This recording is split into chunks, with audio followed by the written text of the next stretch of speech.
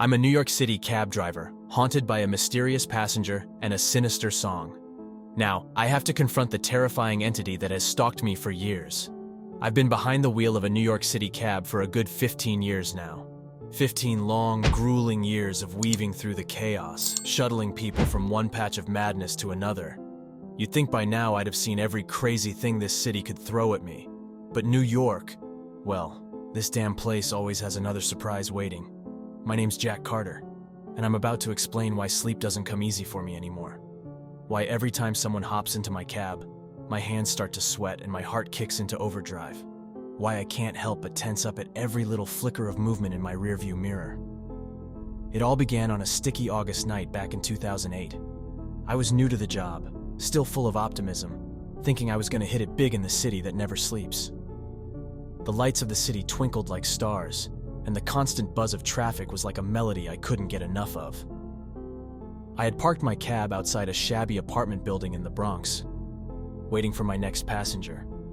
That's when she emerged from the shadows. She couldn't have been more than 20, thin as a rail with tangled black hair hanging in oily clumps around her hollow face. Her eyes were sunken in, dark circles making her look like she hadn't slept in weeks. But it was her smile that really got under my skin. It was wide and unhinged, stretching across her face in a way that made me feel uneasy. "Hey there, mister," she mumbled, tapping on my window. "Can you take me home?" Every instinct screamed at me to hit the gas and get out of there. But I was green, eager to make a good impression, and to be honest, I needed the fare. So I unlocked the door and let her climb into the back seat. "Where to, ma'am?" I asked, trying to keep my voice from shaking. She let out a giggle, a high-pitched sound that sent chills down my spine. "Oh, you know, just take me home." I turned to look at her, feeling my patience starting to wear thin. "I need an address, miss." Her smile somehow grew even wider. "Just drive, Jack. I'll let you know when we're there." My heart nearly stopped. I hadn't told her my name. Before I could even ask how she knew, she started humming. It was a creepy tune, the kind that gets stuck in your head and won't leave. I found myself driving, even though I couldn't recall putting the car in gear. We drove for what felt like hours, winding through streets that were completely unfamiliar to me. The buildings we passed grew older, more run down. The streetlights flickered and then went out, leaving us in a darkness broken only by my headlights. And still, she kept humming. When I finally snapped out of it, we were parked in front of an old, crumbling brownstone. The windows were boarded up, and the front door was barely hanging on by a hinge. "We're here," she whispered, her voice suddenly right next to my ear. I jumped, whipping around, but when I checked the rearview mirror, the back seat was empty. That should have been the end of it. Just a weird ride, nothing more. But I couldn't shake the tune she'd been humming. Days turned into weeks, and that melody stuck with me, playing on repeat in my head. I'd catch myself humming it while stuck in traffic or whistling it absent-mindedly in the shower.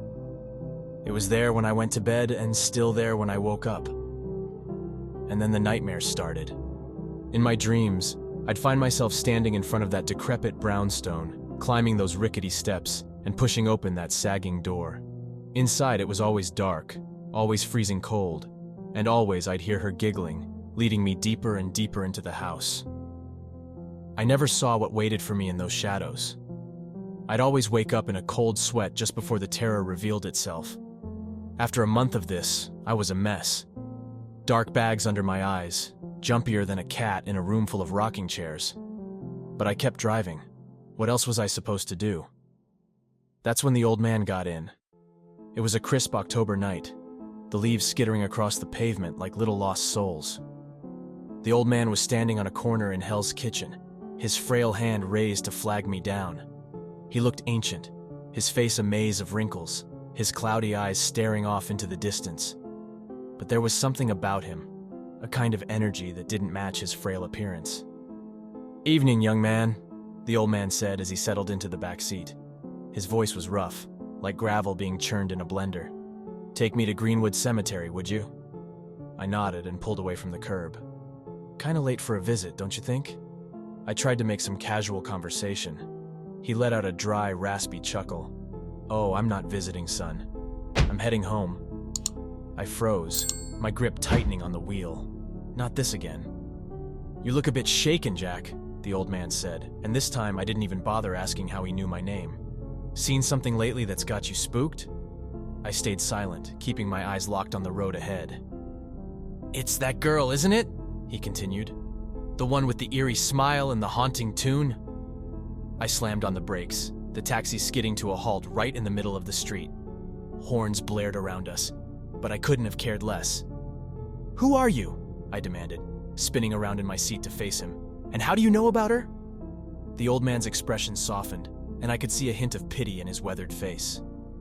"Oh, son, you're not the first she's marked, and you surely won't be the last." "Marked? What do you mean by that?" He let out a long sigh, looking every bit his age. "She's been haunting this city longer than I've been alive.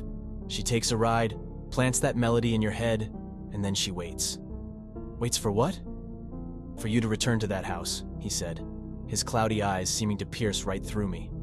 "She feeds off your curiosity, your need to understand. And once you step foot inside..." He trailed off, shaking his head. "What happens if I go inside?" I asked, my voice barely above a whisper.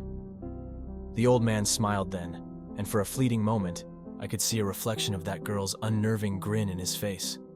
"Why don't you find out?" And just like that, when I blinked, he was gone. Simply vanished, as if he'd never been there at all.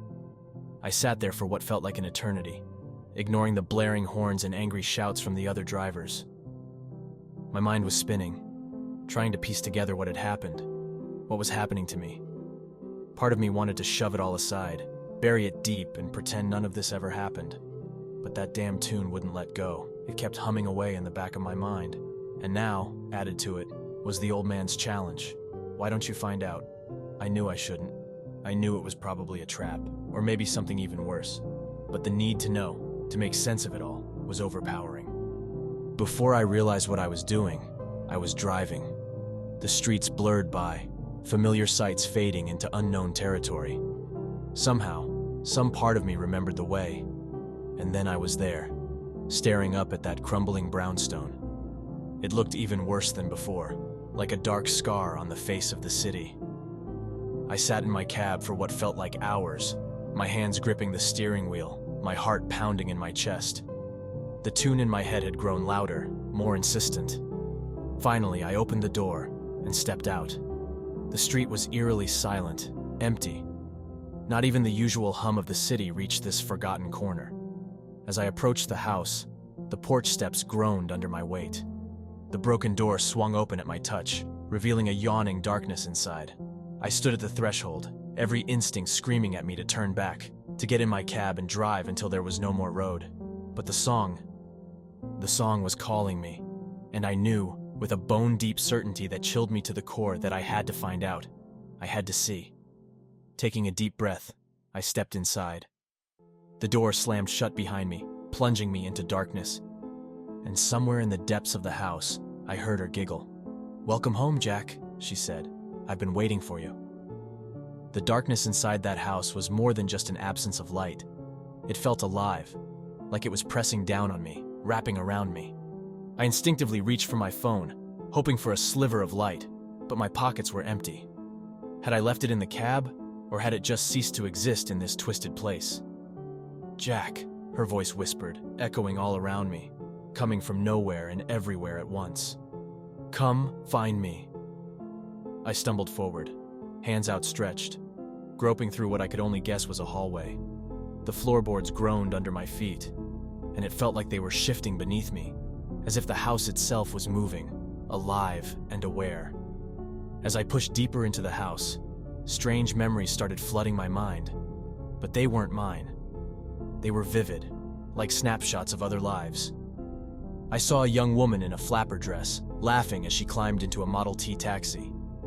Then a businessman from the 1950s, checking his watch as he hailed a cab. A punk rocker with a mohawk, stumbling into the back seat of a yellow checker Marathon. All of them ended up here, drawn into this house, lured by that damn song. I don't know how long I wandered through the house's labyrinthine corridors. Time seemed to lose all meaning here. But eventually, I found myself in what might have been a living room. Moonlight streamed through cracks in the boarded-up windows, casting eerie, jagged shadows across the dust-covered floor. And there she was, sitting in an old rocking chair, still humming that haunting melody. "You came," she said, her voice filled with a strange, childlike wonder. "They always come, but I'm always surprised." I wanted to scream, to run, to do anything but stand there frozen. But my body wouldn't obey. All I could do was stare at her, at that terrible, yet somehow mesmerizing face. "Why?" I finally managed to choke out. "Why me? Why any of us?" She tilted her head, as if she were pondering my question. "Why does anyone do anything? I'm hungry, Jack. And you? All of you.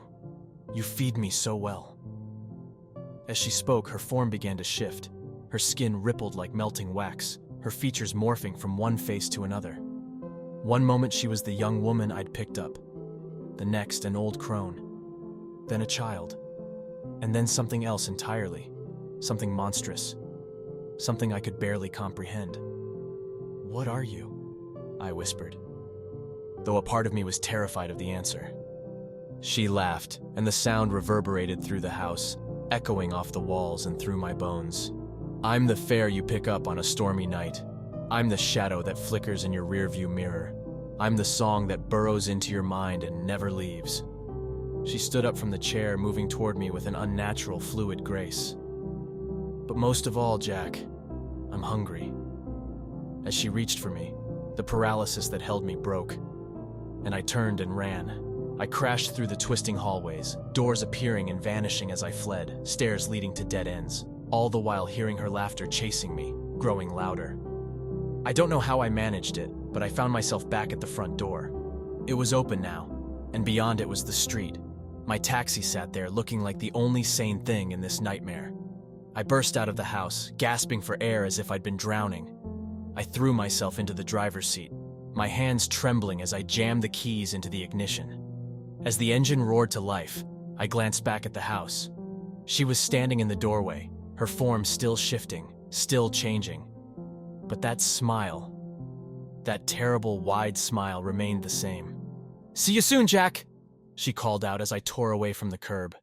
I drove for what felt like hours, putting as much distance between me and that cursed house as I could. When the sun finally began to rise, I found myself in a part of the city I didn't recognize. My phone was back in my pocket, as if it had never been gone. I wish I could tell you that was the end of it, that I quit my job, packed up, and left the city for good. But New York doesn't let go that easily, and neither does whatever haunts that house. So I keep driving, night after night, fare after fare, and I wait. Wait for the next passenger who hums that tune. Wait for the next address that leads nowhere. Wait for the next time I'll be dragged back to that house. Because now I know it's only a matter of time. This city has a hunger that never sleeps, and eventually, we all end up feeding it. In the years since that night, I've had my share of bizarre fares. Each one leaves a mark, another layer of fear, another reason to keep looking over my shoulder. There was that businessman I picked up near Wall Street, his suit pristine, except for the dark stains on his cuffs. He spent the entire ride muttering about numbers and sacrifices, his eyes staring straight ahead, never blinking. When we reached his destination, a plain, unremarkable office building, he turned to me with a smile that was all teeth and no warmth. "Want to know the secret to success, driver?" he asked, his voice dry and raspy. Before I could respond, he leaned in close. "It's simple. You just have to be willing to eliminate the competition, by any means necessary." He left a generous tip, along with a business card that disintegrated into ash when I tried to read it later. Then there was the old woman I picked up outside a cemetery in Queens. She got into the back seat with a strange grace that didn't match her frail appearance, clutching a small wooden box to her chest. "Take me to the river, dear," she said, her voice brittle and dry like autumn leaves. As we drove, she began to sing. It wasn't the song that haunts my dreams, but something ancient, a lullaby in a language I couldn't recognize. The air in the cab grew icy, my breath fogging up in the sudden cold. When we reached the East River, she asked me to help her to the water's edge. Against my better judgment, I agreed. As we stood on the bank, she opened the box. Inside was a small, mummified hand. "My son," she explained, her eyes filled with a sorrow that seemed to stretch across centuries. "He's been waiting a long time to come home." She tossed the box into the river, and for a brief moment, I swear I saw a child's face in the water, smiling up at us before it disappeared beneath the waves. But the most unsettling fare of all came on a foggy night in the meatpacking district. A man flagged me down, his face obscured by the mist and a wide-brimmed hat. As he slid into the back seat, I caught a whiff of something metallic, something sickly sweet. "Where to?" I asked, trying to get a better look at him in the rearview mirror. But no matter how I adjusted it, his face remained hidden in shadow. "Just drive," he said, his voice a low, rumbling growl. "I'll tell you when to stop." We drove in silence for what felt like an eternity, the familiar streets outside warping into something twisted, something unrecognizable. Roads I'd known my whole life suddenly led to places that couldn't possibly exist in this city. Finally, he told me to stop. We were parked in front of a massive looming warehouse, its windows shattered and dark, like eyes that had seen too much. "What is this place?" I asked, an uneasy feeling growing in the pit of my stomach. The man let out a low chuckle, a sound like gravel grinding underfoot. "This is where I work, driver. Where I process things." As he spoke, the fog seemed to part briefly, giving me a clearer view through the warehouse windows. Inside, I saw shadows shifting, huge, inhuman shapes moving through the darkness, accompanied by the clatter of machinery and something else. Something that sounded disturbingly like distant screams. "Want to come inside?" the man asked, and I could almost feel the sinister smile behind his words. "We're always looking for new employees. The benefits are killer." I declined as calmly as I could manage, though my hands were shaking on the steering wheel. He laughed, the sound cold and unsettling, as he stepped out, tossing a crumpled wad of bills onto the seat. "Your loss," he said, "but if you ever change your mind, you know where to find me. The door's always open." I drove off as quickly as I could, the money he left behind feeling unnervingly cold and slightly damp in my pocket. When I finally worked up the nerve to count it later, I found it was exactly double my usual fare. Not a cent more, not a cent less. These encounters, and countless others like them, have become my reality. Every night when I slip behind the wheel, I wonder if this will be the night that drags me back to that house, to the thing with the shifting face and the hungry smile. But I can't quit. The city won't let me. It's like I'm caught in a web, and every strange passenger is another thread wrapping around me, pulling me tighter. And always in the back of my mind, that song plays on, a constant nagging reminder of what waits for me in the dark corners of this city. So I keep driving, through the nights, through the nightmares, because at the end of the day, that's all we can do. Keep moving forward, even when we know that someday, the meter will hit zero. And when that day comes, I just hope I'm ready for wherever my final fare takes me. It was a night like any other, or so I thought. The city was draped in a thick fog, the kind that swallows sound and turns the familiar into the unknown. I'd been driving for hours, the streets unnervingly quiet. No fares, no calls, just the endless labyrinth of New York stretching out before me. As the clock on my dashboard ticked past midnight, I realized I was in a part of the city I didn't recognize. The buildings loomed tall, their tops lost in the mist. Street signs bore names I couldn't read, twisted words and languages that seemed to burn my eyes when I tried to make sense of them. That's when I saw her. She stood on the corner, her form flickering like a bad TV signal. One moment she was the young woman I'd picked up all those years ago. The next, she was the businessman with bloody cuffs. Then the old woman with her box. Faces I knew from a decade and a half of nightmarish fares, all blending into one impossible figure. I knew I should drive away, floor it and never look back. But the song in my head, the one that had been my constant companion for 15 years, suddenly surged, filling my mind with a deafening roar. My hands moved on their own, steering the taxi to the curb. She opened the door and slid into the back seat, her form shifting and changing, never settling on one face for more than a moment. "Hello, Jack," she said, her voice a disturbing chorus of all the passengers who had haunted me. "It's time for your last fare." I wanted to scream, to run, to wake up from this nightmare, but I was paralyzed, my hands glued to the steering wheel. "Where to?" I heard myself ask, though my voice felt distant, like it wasn't mine at all. She laughed, the sound warping the air around us. "Oh, Jack, you know where. You've always known." The taxi began moving, twisting through streets that changed with every turn. Buildings warped and bent, their architecture defying reason. And all the while, that cursed song played louder and louder, drowning out even the sound of my own frantic heartbeat. I don't know how long we drove. Time seemed to stretch and collapse, minutes feeling like hours, hours like seconds. But eventually, inevitably, we arrived. The house stood before us, just as I remembered it. But now, I could see it for what it really was. A rotting wound in the fabric of the city, a gaping maw waiting to consume me. "We're here," the thing in my backseat whispered, its breath icy on the back of my neck. I turned to face it, ready to confront the terror that had haunted me for so long. But the backseat was empty. With trembling hands, I stepped out of the car. The street was silent, the fog thick and suffocating. The house loomed ahead, its door hanging open like a threat. I knew I should run, knew that crossing that threshold would be the end of everything. But the song in my head was relentless, driving me forward. As I approached the porch, I saw movement in the windows, faces pressed against the glass.